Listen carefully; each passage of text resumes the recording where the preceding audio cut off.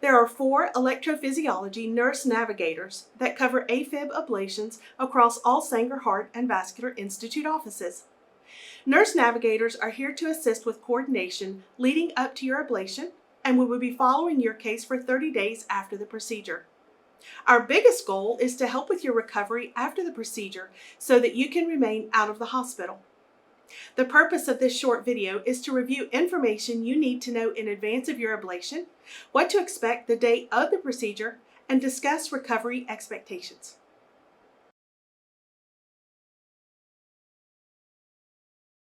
Leading up to your ablation, all patients are on a blood thinner, also called an anticoagulant. Common blood thinners are Eliquis, Xarelto, Pradaxa, or Coumadin. One of the most important things is that you do not miss any doses of your blood thinner within 30 days leading up to the ablation or for at least 3 months after your ablation. We will clarify with you if there are any specific instructions for your case. For most patients, the only dose of blood thinner that will be skipped is on the morning of the procedure. For patients who take their blood thinner at night only, typically this is not skipped. Your doctor will order imaging to be done prior to your ablation to get imaging of your heart to be used during the procedure. Usually the imaging is a CT scan. This is typically scheduled within 1 to 2 weeks of the ablation. Patients also require lab work to be checked within 30 days of the ablation. Our team will coordinate scheduling a lab appointment for you.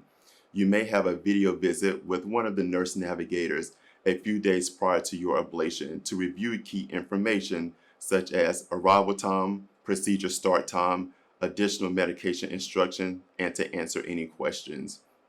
If you do not meet with your nurse navigator, then you will meet with an APP in one of our offices. Patients need to have nothing to eat or drink, also known as NPO, at least 8 hours prior to the ablation. For most patients, this means nothing to eat or drink starting at 10 p.m. or midnight the night prior. Most patients are able to discharge home the same day.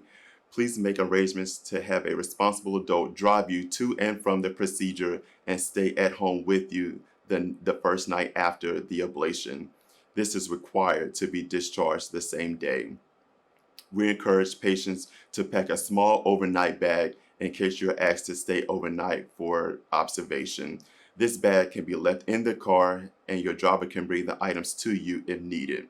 Items to bring may include CPAP machine, list of your medications, a cell phone charger, and a change of comfortable clothes. Consider the time that you may be away from work. For most patients with physically demanding jobs, you may need to be off work for at least 2 weeks after the ablation. For patients with a desk job, you may need to return to work a few days after the ablation.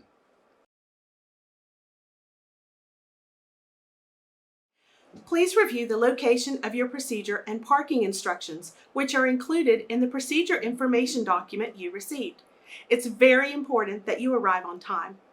The person bringing you to the procedure is welcome to stay in the waiting room, or if they need to leave, that is allowed.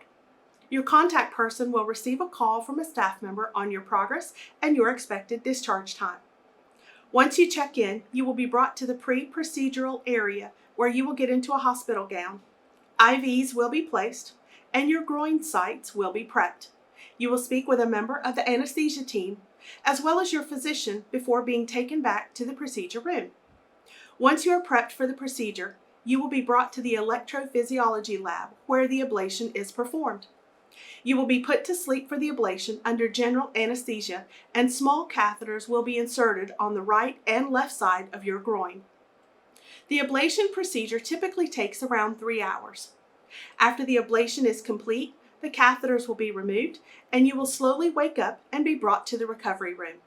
Most patients spend a few hours in the recovery room. A nurse will be closely monitoring your groin sites and vital signs.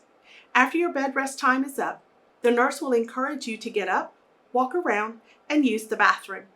If you have met discharge criteria, then you will be able to go home. You will be given a printed discharge summary which should include any medication adjustments and when to resume your medications. Most patients resume their normal medications that night once they are back home.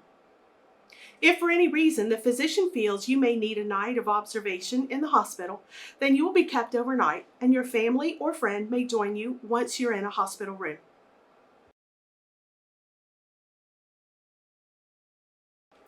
The first night you are home, please rest and take it easy.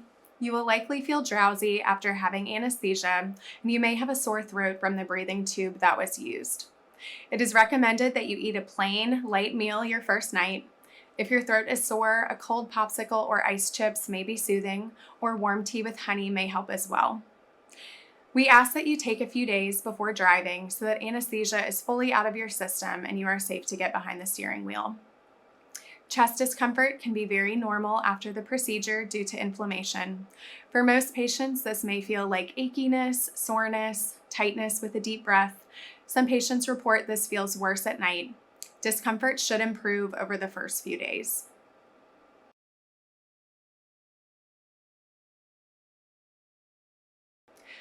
The groin sites where the catheters were will now be covered by a small dressing. These sites may be tender for a few days. We ask that you leave these dressings on for 24 hours after your ablation. After 24 hours, the dressings may be removed. Bruising is very normal around the groin area. For some patients, bruising travels down the inner thigh, or it may be more concentrated around the puncture sites or pubic area. Sometimes one side is more bruised than the other side. This is all normal. Bruising should improve over the next few weeks. For 2 weeks after the ablation, do not submerge the groin sites in a bathtub, hot tub, or swimming pool. When you shower, please be careful not to scrub the puncture sites with a washcloth. Just let soap and water trickle over the sites gently. When you get out of the shower, pat dry with a towel. Do not use any lotions, ointments, creams, or powders over the puncture sites while they are healing. Some patients prefer to keep the area covered by a small Band-Aid for a few days, but please make sure to change the Band-Aid daily. Once the sites are scabbed or closed, they can be left open to air.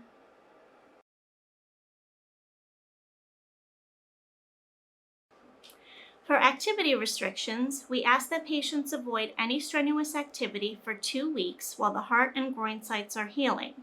This includes activities like running, cycling, yoga stretching, and some heavier house chores. You may still climb stairs, just take one step at a time. You may walk at a leisurely pace as tolerated. Please also do not lift more than 10 pounds for 2 weeks. This is a little more than the weight of a gallon of milk. Some patients may still have episodes of AFib after the ablation, which can be a part of the normal healing process. It can take about 3 months for the heart to fully heal after the procedure. Your care team will discuss a plan with you how to monitor and manage AFib after the ablation. Patients will be started on 2 medications after the ablation to protect the esophagus. Your nurse navigator will discuss these medications with you during your video visit a few days prior to the ablation.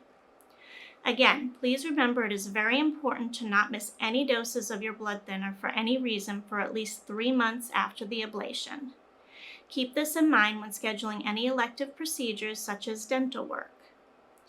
It is very important after the ablation that you stay well hydrated. Please try to drink between 60 to 64 ounces of plain water per day. Dehydration can be a trigger for AFib. Roughly 1 week after the ablation, you will have an office visit with one of the PAs or nurse practitioners to review your recovery. One of the nurse navigators will also be giving you a phone call within a few days of you being back home to check in and see how you are doing. Approximately 3 months after the ablation, we will have an office visit with one of the EP providers to review your recovery and discuss your plan of care moving forward. If you have any questions or concerns, please contact the Sanger Heart and Vascular Clinic at the following numbers.